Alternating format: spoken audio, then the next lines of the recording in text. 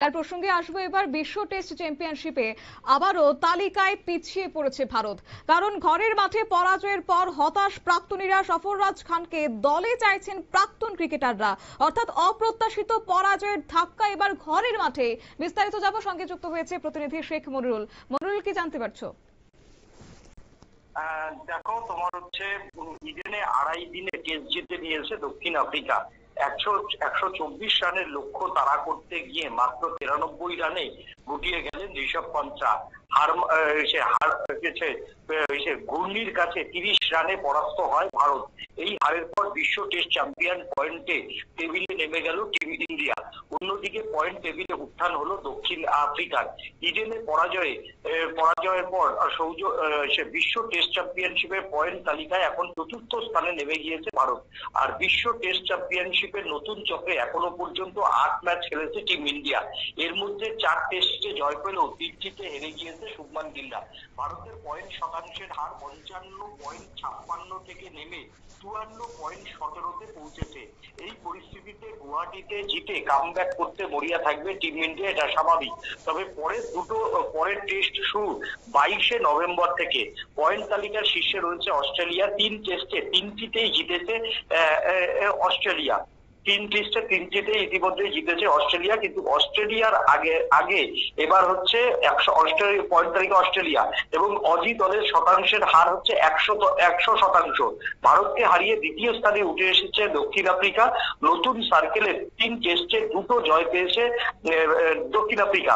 গতবারের টেস্টে বিশ্ব চ্যাম্পিয়নদের শতাংশের হার ছিল 66.67%।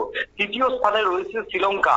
আরো 2টি টেস্ট একটিতে জিতেছে এবং একটিতে ড্র করেছে। লঙ্কা বাহিনীর পয়েন্ট শতাংশ হচ্ছে 66.57। 4 নম্বরে থাকা ভারতের পরে রয়েছে যথাক্রমে পাকিস্তান, ইংল্যান্ড ও বাংলাদেশ। 5 টেস্টে সবকটা হেরে ওয়েস্ট ইন্ডিজ রয়েছে 8ম স্থানে। নিউজিল্যান্ড বিশ্ব ক্রিকেট চ্যাম্পিয়নশিপে নতুন চক্রে এখনো পর্যন্ত অভিযান শুরু করেনি। ফলে ভারত যে বহুদিন ধরে বিশ্ব টেস্ট চ্যাম্পিয়নশিপের যে স্বপ্ন দেখছিল গৌতম গম্ভীরের জমানায়, তা কিন্তু পুরোপুরি ব্যর্থ।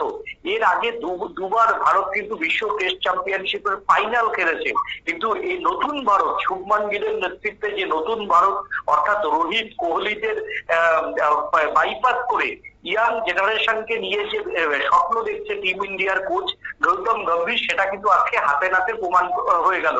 যে ঘূর্ণি পিচে একটা সময় ইন্ডিয়ান ব্যাটাররা ব্যাট করতে সিদ্ধ হস্ত ছিলেন। 1 দিন 1.5 দিন টানা ব্যাট করতে পারতেন লক্ষণ, দ্রাবিড়, সচিন, অবশ্যই সৌরভ।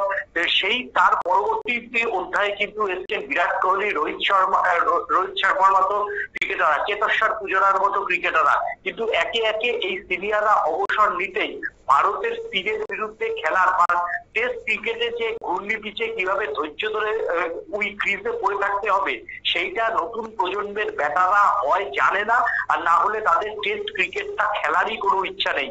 আর গৌতম গম্ভীরের যে নেতৃত্ব, সেটা নিয়ে কিন্তু আরো একবার প্রশ্ন উঠছে।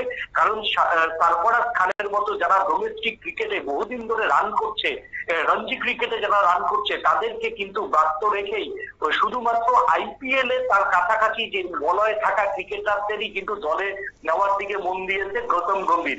তাই আগামী যে গুয়াহাটি টেস্ট, সেই গুয়াহাটি টেস্টে যদি কামব্যাক করতে টিম ইন্ডিয়া না পারে, তাহলে কিন্তু গৌতম গম্ভীরকে কিন্তু কড়া জবাব যে পেতে হবে, সে কথা ভালোই জানেন ভারতের হেড কোচ। ধন্যবাদ। অর্থাৎ সাম্প্রতিক হার ভারতের অবস্থানকে একটা নড়বড়ে করে রেখেছে, ফলে দলের পারফরমেন্স নিয়ে বাড়ছে চাপ এবং যার কারণে মুখ খুলেছেন প্রাক্তন ক্রিকেটাররাও। তবে বিশেষজ্ঞদের মতে আগামী ম্যাচগুলিতে দ্রুত ছন্দে ফিরতে না পারলে ভারতের সামনে কঠিন হয়ে উঠবে ফাইনালের রাস্তা। তবে এখন দেখার বিষয়, নির্বাচকরা কি বদলের পথে হাঁটেন নাকি বর্তমান কম্বিনেশনে ভরসা রাখেন পরবর্তী ম্যাচের জন্য। নিয়ে নিচ্ছি ছোট্ট একটি বিজ্ঞাপন বিরতির সঙ্গে থাকুন।